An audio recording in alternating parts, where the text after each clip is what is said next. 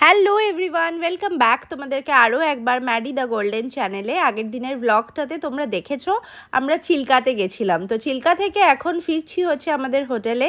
পেটে একদম ছুঁচো দৌড়াচ্ছে। আজকের ব্লগটা এখান থেকে শুরু করলাম। আজকে এরপর থেকে যা যা করব পুরো রাত অবধি, আজকে যেহেতু লাস্ট ডে, সব কিছু তোমাদের সঙ্গে এই ব্লগটাতে শেয়ার করব। চলো আজকের ভিডিওটা শুরু করা যাক। তো ফাইনালি আমাদের ব্রেকফাস্ট চলে এসেছে। এখানে পুরি, সবজি, অমলেট, এদিকে ব্রেড টোস্ট আর চা, আর ওখানে আছে দুটো বয়েল এগ। তো এটা দিয়ে এখন আমরা আমাদের ব্রেকফাস্ট করব। আর তারপর ম্যাডি মাইলোকেও টুকটাক খাইয়েছি, এবারে ওদেরও ব্রেকফাস্টটা দেবো। আজ সবারই সব কিছু লেট হয়ে গেছে।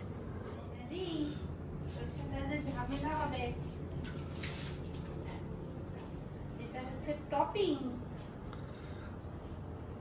চিকেন ছিল, ওটাও দিয়ে দিচ্ছি। দাঁড়া, সব দিয়ে দেবো। ম্যাডি বলবে এটা কি হলো, এটা কি হলো, কি হলো। দাঁড়াও দাঁড়াও,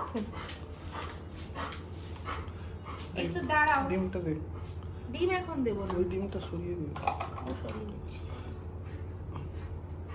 তার সাথে আছে 2 পিস চিকেন, সব খাবে একসাথে। দিচ্ছে দিচ্ছে। হ্যাঁ, এটা জোগাড় খাবার, জোগাড়। ভাত নেই বলেছে, দুপুরের আগে ভাত হবে না। তবে কি করবে ওরা, খাবে না নাকি?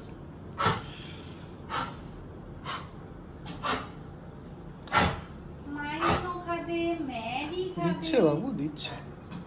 দাঁড়াও, মাইনো, এটা মাইনো, এটা ম্যাডি। খাও। এই রেডি টু ইটের ফুড প্যাকেটগুলো যে কি সেভিয়ার ঘুরতে আসলে বলে বোঝাতে পারবো না। যেহেতু ব্রেকফাস্ট টাইম, এখন বয়েলড রাইস বা চিকেন কোনোটাই সেভাবে দিতে পারবে না, একটু দেরি হবে। তো আমার কাছে এই এগেন রেডি টু ইট ছিল, প্লাস তার সাথে কালকের একটু চিকেনও ফ্রিজে রেখে দিয়েছিলাম, সেগুলোই সব মিলিয়ে ওদের দিয়ে দিলাম। লাঞ্চটা অলরেডি অর্ডার করে দিয়েছি, আজকে একটু আর্লি লাঞ্চ হবে। আর আমরা এখন এখানে চলে এসেছি আমাদের গাড়িটাকে পুরো একদম রেডি করে নিতে। একদম একটু পরিষ্কার করতে হবে, পরিষ্কার টরিষ্কার। হোটেলেরই এই যে দাদাটা পরিষ্কার করছে, ভীষণ ভালো। মানে আমি তো বলবো পুরো হোটেলে যত স্টাফ ছিল তার মধ্যে সব থেকে ফ্রেন্ডলি উনি। বেসিক্যালি তোমরা যদি বলো যে একদম সিকিউরিটির জন্যই ছিলেন মেনলি, একদম গেটের বাইরেটাই দাঁড়িয়ে থাকে, বাট এত স্মাইলিং ফেস, সব সময় আমাদেরকে গ্রিট করেছে। কখনো কিছু হেল্প লাগলে ওনাকে বললে উনি করে দিয়েছে। তো এখন বলেছিলাম গাড়িটা একটু ক্লিন করে দিতে, সেটাই উনি করে দিলেন। আর এইখানে এখন সব কিছু সেট করে নেব আমরা, বিকজ কালকে সকাল সকাল বেরোনো, কালকে খুব একটা টাইম থাকবে না। আর আজকে আমাদের আর বিশেষ কিছু গাড়ি নিয়ে দূরে আর কোথাও যাওয়ার নেই, মোটামুটি যা ছিল সবই হয়ে গেছে। ইভিনিংয়ে মন্দির যাওয়ার আছে, তবে সেটা আমরা মানে এখান থেকেই টোটো বা অটো করে যাব। মন্দিরের রাস্তা তো এমনিও খুবই কনজেস্টেড, আর এই কাছাকাছির মধ্যে যদি বিকেলে কোথাও ক্যাফে ট্যাফেতে যাই, সেটা এটা দিয়ে চলে যাওয়া যাবে। তো ওই জন্য সব ক্লিন টিনগুলো আমরা করিয়ে নিলাম। আর এবার যেটা ইচ্ছা সেটা হচ্ছে একটুখানি ওপারে সমুদ্রটা একবার দেখে নিই।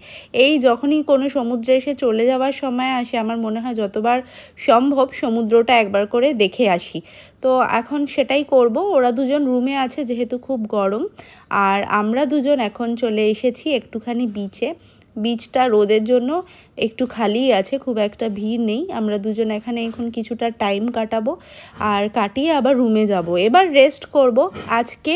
এখন আর বিকেল অবধি তো আপাতত কিছু করার নেই।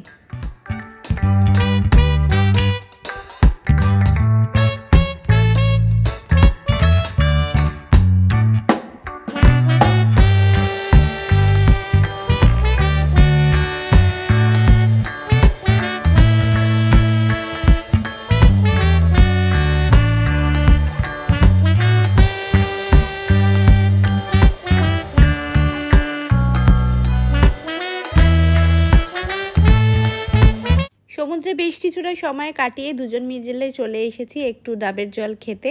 এখানে বিচের ধারে একদিনও খাওয়া হয়নি, সেটাই আজ আমরাও ভাবছিলাম যে এখানে এসে ডাব খাওয়াই হলো না। তো সেটা খেয়ে নিয়ে এবার আর বেশি কিছু এখন করব না। এখন প্রায় 12:30 একটা মতো বেজে গেছে, বেশ কড়া রোদ, ঘুমিয়ে পড়ব।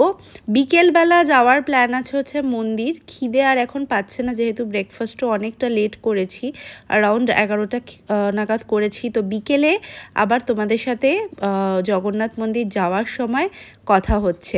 ডাব টাব খেয়ে এবার হচ্ছে একটা ঘুম। হ্যালো এভরিওয়ান, ওয়েলকাম ব্যাক তোমাদেরকে আরও একবার। তো আমরা একদম ইন্ডিয়ান অ্যাটায়ারে রেডি হয়েছি। কেন? আমরা যাচ্ছি আজকে জগন্নাথ টেম্পল দর্শন করার জন্য। তো এখন আমরা যাচ্ছি বিকজ এটা একটা মাস যেটা বাকি রয়েছে, ম্যাডিমাইলো রুমেই থাকবে। আর আমরা এখন রেডি হয়ে বেরোচ্ছি, 4:15 মতো বাজে। কালকে ভোর ভোর বেরোতে হবে, তাই আজকে এটা করে নেবো। আর একটু খাজা টাজা শপিংও করতে হবে। তো চলো আজকের ভিডিওটা দেখতে থাকো। হোটেলে, আমাদের হোটেলের সাথে অ্যাটাচ এরকম একটা পুল আছে। এটা অ্যাকচুয়ালি এই পাশের হোটেলটা যেটা হচ্ছে হোটেল নীলাদ্রি আর আমাদের হোটেল প্রভুপাদা, এই দুটোই শেয়ার করে। আর এখানে ইভেন পুল অ্যাক্সেস করার জন্য চার্জ লাগে কিছু, 100-200 টাকা করে নেয় পার হেড। আমি আমার রিভিউ ব্লগে পুরো ডিটেলসটা দিয়ে দেব। তবে পুলটা একদমই মেনটেন ছিল না আমার মতে। এখানে আসলে পুলে এমনিতেও নামার কোনো মানে হয় না, সামনেই যখন সমুদ্র রয়েছে।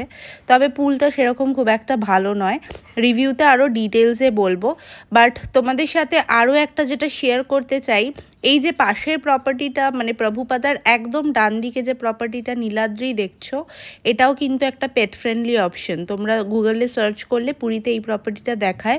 তবে এটার সাথে আমার ভীষণ বাজে এক্সপিরিয়েন্স আছে, আমি নেক্সট রিভিউ ব্লগে তোমাদের সাথে শেয়ার করব। তো তোমরা যদি পেটস নিয়ে আসো, আমি এটা একদম রেকমেন্ড করব না। এটা ডেফিনেটলি তোমরা কনসিডার করো না। কি কি নেগেটিভ আছে আমি ডেফিনেটলি তোমাদের সাথে নেক্সট আপকামিং ভিডিওতে বলবো। তো চলো এখন আমরা এখানে একটা টোটো ভাড়া করছি। তো একটা টোটো বা অটো করেই যাব, যেহেতু পুরীর জগন্নাথ টেম্পল এরিয়াটা ভীষণই ক্রাউডেড, ওভার ক্রাউডেড। আর অনেক সরু সরু গলি, যেহেতু ওটা অনেকটা পুরনো এরিয়া। তো আমরা এখানে টোটো করেও নিয়েছি। 150 রুপিস চার্জ করছে আমাদেরকে। টোটো কি সওয়ারি?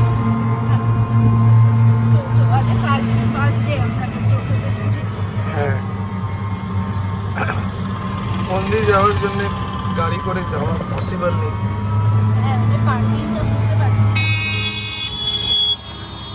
গাড়ি না নিয়ে আসার ডিসিশনটা একদম কারেক্ট ছিল। এই রাস্তার অবস্থাটা দেখো, এই রকম গলি দিয়ে তো গাড়ি কোনোভাবেই যেত না। আর প্লাস কোথায় গিয়ে পার্ক করতাম তারও জাস্ট কোনো ঠিকানাই নেই। কাজেই মানে তোমরাও যদি সেলফ ড্রাইভেও আসো, তাও এই রুটটা তোমরা অ্যাভয়েড করো। নিজের গাড়িতে আসা সাজেস্টেড নয়, এরকম লোকাল কোনো ভেহিকেল করে নিলেই বেটার। এটা হচ্ছে একদম পুরনো পুরী, ছোটোবেলার পুরীর সাথে এর এখন কিন্তু আমি কোনোই তফাৎ পাইনি, একদমই সেম। তো এখানে প্রচুর লাইন দিয়ে তুমি প্রচুর খাজার শপ থেকে শুরু করে টুকটাক প্রচুর শপিংয়ের আইটেমও পেয়ে যাবে। আমাদেরও বাড়ির জন্য বেশ কিছু জিনিস একটু নিয়ে যাওয়ার আছে টুকটাক, মানে অ্যাটলিস্ট কিছু সুভিনিয়ার্স, আর মেজরলি খাজাই নেওয়ার আছে। তো আমি সেগুলোই দেখতে দেখতে, টোটোটা যেখানে দাঁড় করিয়েছে সেখান থেকে সোজা এই রাস্তাটা একটুখানি হাঁটতে হয়। আর হাঁটলেই তুমি এই বাঁদিকে ডান দিকে প্রচুর খাজার শপ দেখতে দেখতেই যাবে। আমিও তো সেগুলোই দেখতে দেখতে বেসিক্যালি যাচ্ছিলাম।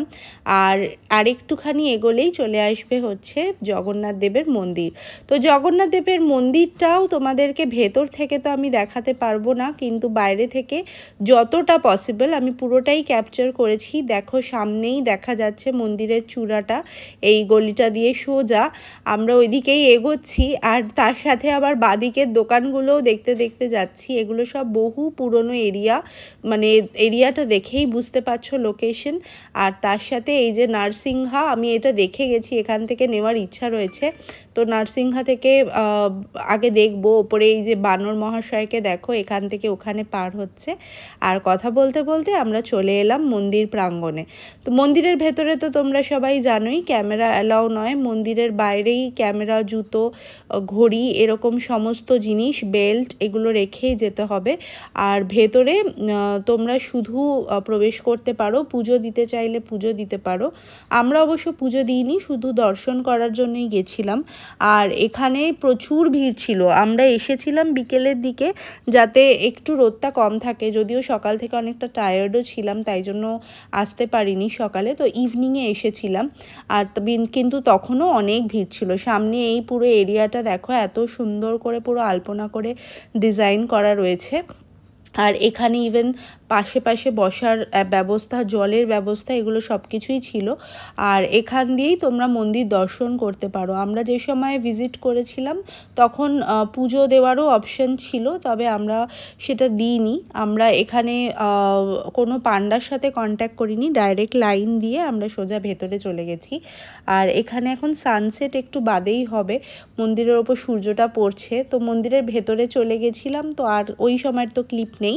আবার তোমাদের সাথে প্রায় 1 ঘন্টা, এখন প্রায় 5:30 পৌনে 6টা মতো বাজে, আমরা এখন এখানের ডিফারেন্ট মিষ্টির শপগুলো একটু এক্সপ্লোর করছি।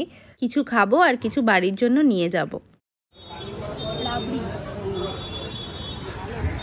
একদম নাম না জানা ছোট্ট একটা বহু পুরনো দোকান, যেখানে একদম গরম গরম রাবড়ি, রসগোল্লা, তারপরে হচ্ছে একদম একটা পুরো সফট ছানার মিষ্টি, সেটা মানে আমি এখানে আসলে পুরো পাগল হয়ে যাই। আমি এমনি মিষ্টি খেতে খুব ভালোবাসি, তো 1-2টো মিষ্টি খেয়েছি।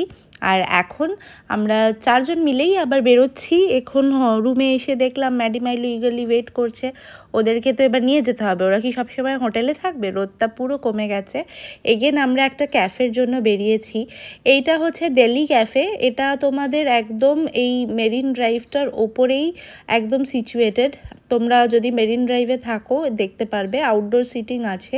তাই আমরা চেক করেছিলাম যে অ্যালাউ কিনা, তো ওনারা প্রথমে তো বললেন যে হ্যাঁ অ্যালাউ। তো আমরা সেই অ্যাকর্ডিং গাড়ি টাড়ি থামিয়ে ওদেরকে নিয়ে গেলাম। এখানে অল্প কিছু অপশন আছে, একদম ছোট একটা ক্যাফে, পুরীর একদম মেরিন ড্রাইভের ওপরেই, মানে বিচের ওপরেই রয়েছে, বিচের একদম অপোজিটে। কিন্তু তারপরে যেই আমরা বসতে শুরু করলাম তখন তাদের অনেক রুলস, মানে এরকম একটা প্লাস্টিকের চেয়ারসগুলো দেখলে তো তোমরা বুঝতেই পারছো, কিন্তু তাতেও বলছে যে মাইলোকে মাটিতে বসাতে হবে।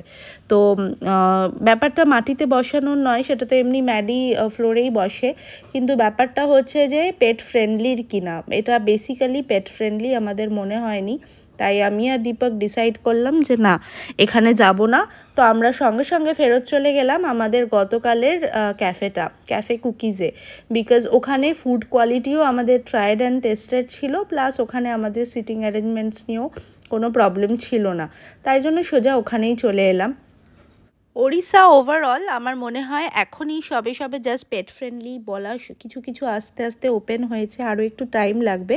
বিকজ আমার কম্প্যারেটিভলি ওয়েস্ট বেঙ্গলের বিচ ডেস্টিনেশনের মধ্যে মন্দারমণি, যেটা আমরা প্রচুরবার ভিজিট করি, প্লাস আরও যে নর্থ বেঙ্গলেরও প্রচুর ট্রিপ, সিকিম গেছি ম্যাডিকে নিয়ে, তো এগুলো আমার অনেক বেশি পেট ফ্রেন্ডলি মনে হয়েছে। শান্তিনিকেতন, ঝাড়গ্রাম, পুরুলিয়া, তো এইরকম ডেস্টিনেশনসগুলো বেটার, কিন্তু আমার মনে হয়েছে ওড়িশার এখনও একটু পেট ফ্রেন্ডলি ব্যাপারটা, কনসেপ্টটা বোধহয় নতুন আসছে, আরও নেক্সট ফিউ ইয়ার্সে আরও বেটার হয়ে যাবে। তো আমি এরকম মানে ক্যাফেটা যদি প্রথমেই বলে দিত পেট ফ্রেন্ডলি নয়, আমার সেটা নিয়ে প্রবলেম ছিল না, কিন্তু পেট ফ্রেন্ডলি বলে এরকম একটা প্লাস্টিক চেয়ার, আমি তো ইভেন রাগ করে এটাও বলেছি যে আমি ক্লিন করে দেবো, তাতেও পর্যন্ত অ্যালাউ করেনি, মানে ওকে ওইখানে টাচই করানো যাবে না চেয়ারের ওপরে। তো এই জন্য আমরা উঠে চলে এসেছি। ক্যাফেটা দেখালাম, যদি তোমরা যাও, যদি তোমরা ওকে হও, বাইরে মানে নিচের সিটিংয়ে অ্যালাউ করে। নিচের সিটিংয়ে মাইলোকে চাইলে বসাতেই পারতাম, কিন্তু আমরা বসাইনি, চলে এসেছি। এখানে এরা দুজন যা হয় এখন এসেছে, ম্যাডি তো খুব আনন্দ পেলে এইরকম জেনারেলি করে, পিঠ টিট উল্টে শুয়ে পড়ে। এখন অ্যাকচুয়ালি ওদের ডিনার টাইম, আজকে তাড়াতাড়ি খেয়ে ঘুমিয়ে পড়বো, আর কোনো কিছুই এক্সট্রা করব না। সকাল উঠে আরও একবার বিচে যাওয়ার চেষ্টা করব, বিচটা যতবার যাওয়া যায় আর কি, বিকজ এই তো একবার হয়ে গেল, আবার কবে পুরী আসবো তার তো কোনো ঠিক নেই। তো ম্যাডি মাইলো এইবারের ট্রিপটা খুব এনজয় করেছে। আমরা যা একসাথে করার চেষ্টা করেছি যতটা পসিবল, ওদের গরমটাকে অ্যাভয়েড করে, দিনের বেলাটাকে অ্যাভয়েড করেছি, সেইভাবেই প্ল্যান করেছি। আশা করি তোমাদের ব্লগগুলো ভালো লেগেছে, আর আজকের ব্লগটাও তোমরা এনজয় করলে। কমেন্টে আমাদেরকে জানিও কেমন লাগলো, যদি কোনো ফিডব্যাক সাজেশন থাকে সেটাও জানাতে ভুলো না।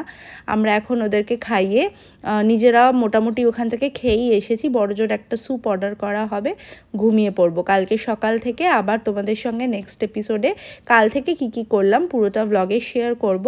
তোমরা যারা এখনও অবধি সাবস্ক্রাইব করোনি, সাবস্ক্রাইব টু আওয়ার চ্যানেল, আর যারা করেছো thank you so much guys for your support. তোমাদের এই ছোট ছোট মানে এই কমেন্টসগুলো আর খুব মোটিভেট করে আমাদেরকে এই ব্লগসগুলো বানাতে। আবার তোমাদের সাথে দেখা হবে আপকামিং এপিসোড নিয়ে। সবাই খুব খুব খুব ভালো থেকো। Tata everyone.